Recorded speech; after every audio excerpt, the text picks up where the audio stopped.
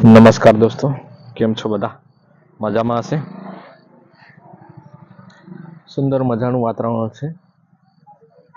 દિવસ દરમિયાન ખૂબ જ તાપ હતો, પણ જે સાંજનો સમય છે થોડીક શીતળતા મહેસૂસ થઈ રહી છે.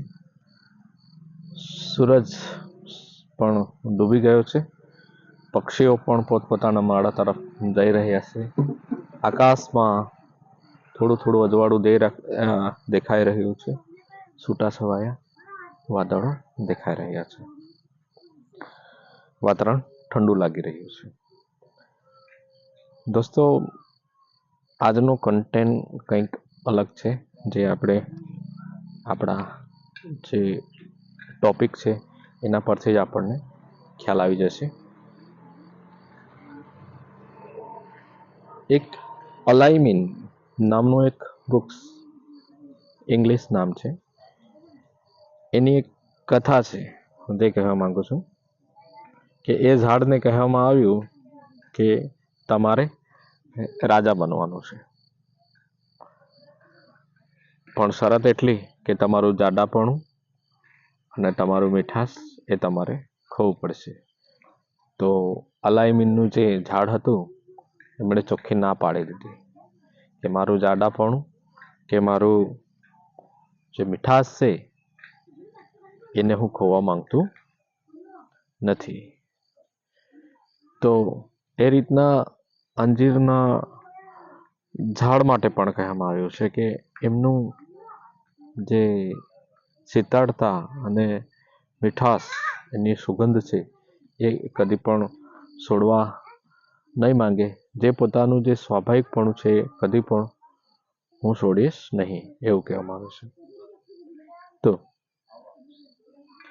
નેચરલી બાબત છે, હું કેટલીક કુદરતી બાબત કહેવા માંગુ. જેવી રીતના કે એક માછલી હોય, એ માછલીને આપણે પાણીમાંથી બહાર કાઢીએ, કિનારા પર એ હોય તો કેવી તડફડિયા મારે, નિરર્થક પ્રયાસ કરે કે આપણને લાગે કે એક શ્વાસ માટે પણ જીવવા માટે કેવી તરફડિયા મારે. જીવન એનું શક્ય નહીં લાગે એમને. હા, પણ જે કિનારા પર જે એની વહેણ આવે છે, એ વહેણમાં જો એને આપણે મૂકી દેવામાં આવે તો એ માછલી કેવી સ્પીડમાં જાય છે. જે સેકન્ડોમાં એ કેટલી કિલોમીટર કાપી નાખતી હોય છે, કેટલી દૂર જતી રહેતી હોય છે, એટલી એની સ્પીડ હોય છે, એટલી ગતિ હોય છે. એટલે કહેવાનો દોસ્તો અર્થ એવું કે કોઈક માણસ ખૂબ જ મહેનત કરે પોતાના કાર્યો માટે કે આ કાર્યો મારે ફતેહ હાસિલ કરવું છે, તો એ નિષ્ફળ જાય તો એ કાર્યની અંદર નિષ્ફળ ગયો તો એને બધી જ રીતના આપણે નિષ્ફળ નહીં માની શકીએ. હા, એવું પણ બને કે એમનું જે કાર્ય હોય એ નેચરલી નહીં હોય, એ રીતના એ કાર્ય એના માટે લાયક નહીં હોય, પણ બીજું કોઈ કાર્ય હોય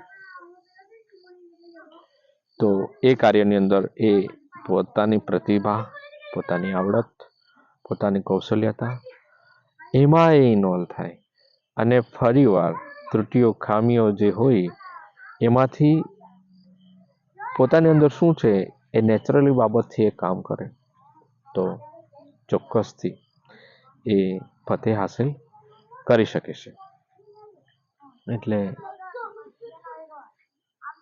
કેટલા બધા પ્રયાસો કે નિષ્ફળતાઓથી આપણે ગભરાઈ નહીં જવું જોઈએ. કંઈક વિશેષ સારું થશે એવું માનવું જોઈએ. હજુ રિસર્ચ કરવું જોઈએ, હજુ અવલોકન કરવું જોઈએ, હજુ